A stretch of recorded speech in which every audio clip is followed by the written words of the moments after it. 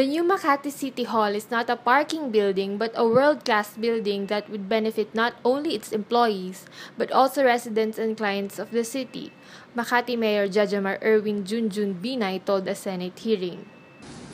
Ang Makati City Hall Building 2 ay may features na version po namin ng isang green building. Meron itong landscape na roof deck, atrium sa 7th floor, may LED lighting, glass walls at panels. Yan po ang Makati City Hall Building 2. Hindi po parking building, kundi isang office building. Para sa amin, hindi pwede, ang pwede lang.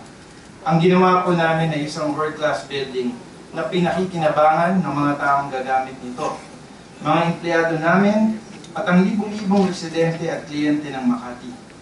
Gusto namin ipakita na kaya ng Makati na maging globally competitive. Renato Bondal, one of the complainants in the plunder and graft complaint filed against Binay and his father, Vice President Jajamar Binay, alleged that the 2.7 billion structure was overpriced at 85,000 per square meter. Dahil sa 84,000 square meters po ang naging value ng per square meter na dyan po in-apply sa parking building na yan.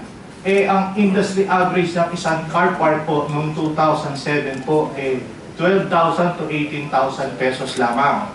Ngayon, doon naman po sa industry average offices, yung po 26,000 to 33,150 pesos. Ayun po.